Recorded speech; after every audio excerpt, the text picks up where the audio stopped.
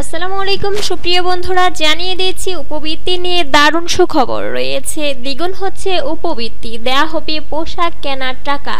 বিস্তারিত জানিয়ে দিচ্ছি সুপ্রিয় বন্ধুরা। তার আগে অবশ্যই আপনারা আমাদের আইটিটিভি নিউজ ভিডিও ইউটিউব চ্যানেলটি সাবস্ক্রাইব করবেন এবং বেল বাটনে ক্লিক করে রাখবেন। রয়েছে এবারে প্রাথমিক শিক্ষার বিস্তার ও মান উন্নয়নে শিক্ষার্থীদের উপবৃত্তি দিয়ে থাকে সরকার। বর্তমানে উপবৃত্তির আওতায় প্রায় ৮৬ লাখ শিক্ষার্থী। মূল্য বৃদ্ধি ও মূল্যস্ফীতির সঙ্গে সমন্বয় না করায় প্রাথমিক উপবৃত্তির টাকার মূল্যমান তলানিতে ঠেকেছে। এমন পরিস্থিতিতে উপবৃত্তির টাকা দ্বিগুণ করা হচ্ছে। এছাড়া পোশাক কেনার জন্য দেওয়া হবে ২০০০ টাকা। প্রাথমিক ও গণশিক্ষা মন্ত্রণালয় সূত্র থেকে এ তথ্য জানা গেছে। সূত্র আরও জানিয়েছে, বর্তমানে ভিন্ন ভিন্ন শ্রেণীর শিক্ষার্থীরা ভিন্ন ভিন্ন হারে উপবৃত্তির টাকা পাচ্ছে। নতুন প্রস্তাবনায় প্রাক প্রাথমিক থেকে শুরু করে প্রাথমিকের সব শ্রেণীর শিক্ষার্থীদের সমান হারে উপবৃত্তির টাকা দেওয়ার প্রস্তাব করে প্রাথমিক শিক্ষা অধিদপ্তর। পরিবার থেকে দুজনের বেশি উপবৃত্তি না পাওয়ার নিয়মটা না রাখলে ভালো হবে।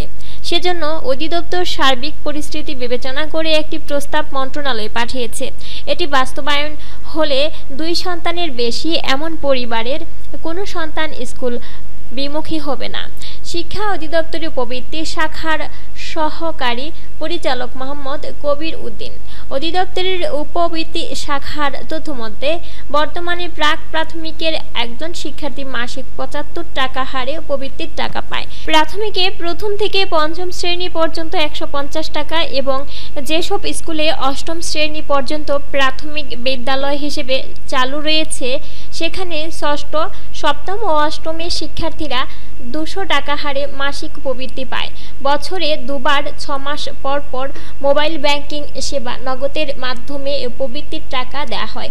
উপবৃত্তি শাখার কর্মকর্তা শিক্ষা অফিসার মোহাম্মদ জিয়াউল কবির সুমন বলেন, নতুন প্রস্তাবে সবার জন্য সমান হারে উপবৃত্তি করার প্রস্তাব করা হয়েছে। এই প্রস্তাব অনুমোদন হলে প্রাক প্রাথমিক ও প্রাথমিকের প্রথম থেকে পঞ্চম শ্রেণীর শিক্ষার্থীরা মাসিক ৩০০ টাকা হারে ৬ মাসে ১৮০০ টাকা উপবৃত্তির টাকা পাবে। যেসব স্কুলে অষ্টম শ্রেণী পর্যন্ত প্রাথমিক বিদ্যালয় হিসেবে চালু রয়েছে সেখানে ষষ্ঠ, সপ্তম ও অষ্টমের শিক্ষার্থীরাও মাসিক ৩০০ টাকা হারে উপবৃত্তি পাবে। যদি এ প্রস্তাব অনুমোদন হয়ে আসে তাহলে চলিত ২০২৪-২৫ অর্থ বছরের দ্বিতীয় ধাপে জানুয়ারি থেকে জুন বাড়তি হারে শিক্ষার্থীদের উপবৃত্তির টাকা দেওয়া হতে পারে বলে জানান অধিদপ্তরের কর্মকর্তারা। বর্তমান নিয়ম অনুযায়ী একটি পরিবার থেকে সরকারি প্রাথমিক বিদ্যালয়ে ভর্তি হওয়া সর্বোচ্চ ২ জন শিক্ষার্থী উপবৃত্তির টাকা পাচ্ছে। অর্থাৎ কারো ২টি সন্তানের বেশি থাকলে তৃতীয় সন্তান আর উপবৃত্তির জন্য যোগ্য বিবেচিত হচ্ছে না। এতে অনেকে স্কুল বিমুখী হয়ে পড়ছে। পরিস্থিতি বিবেচনায় এ নিয়মে পরিবর্তন আনার প্রস্তাব করেছে প্রাথমিক শিক্ষা অধিদপ্তর। নতুন প্রস্তাব অনুযায়ী একটি পরিবার থেকে যতজন শিক্ষার্থী সরকারি প্রাথমিক বিদ্যালয়ে ভর্তি হবে ততজনকেই সমপরিমাণে উপবৃত্তির টাকা দেওয়া হবে। ক্লাসে অনুপস্থিত বা নিয়ম অনুযায়ী ফলাফল না করলে কেবল কারো উপবৃত্তি স্থগিত রাখা যাবে। এর বাহিরে অন্য কোনো কারণে কেউ যাতে উপবৃত্তি বঞ্চিত না হয় তা নিশ্চিত করতে হবে। অধিদপ্তর উপবৃত্তি শাখা সহকারী পরিচালক মোহাম্মদ কবির উদ্দিন বলেছে, পরিবার থেকে দুজনের বেশি উপবৃত্তি না পাওয়ার নিয়মটা না রাখলে ভালো হবে। সেজন্য অধিদপ্তর সার্বিক পরিস্থিতি বিবেচনা করে একটি প্রস্তাব মন্ত্রণালয়ে পাঠিয়েছে। এটি বাস্তবায়ন হলে ২ সন্তানের বেশি এমন পরিবারের কোনো সন্তান স্কুল বিমুখ হবে না। অধিদপ্তরের কাছে সর্বশেষ চলিত বছরের জানুয়ারি মাসের তথ্য এসেছে। তাতে সারা দেশে সরকারি প্রাথমিক বিদ্যালয়ে শিক্ষার্থীর সংখ্যা ১,৩ লাখের কিছু বেশি। তাদের মধ্যে উপবৃত্তির চাহিদা রয়েছে ৯৩ লাখ শিক্ষার্থীর। যদিও নানান কারণে এর মধ্য থেকে অনেকে বাদ পড়তে পারে।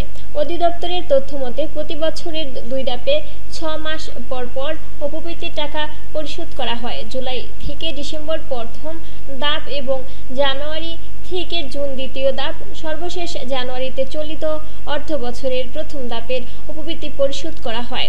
তাতে সরকারের খরচ হয়েছে প্রায় ৭১৪ কোটি টাকা।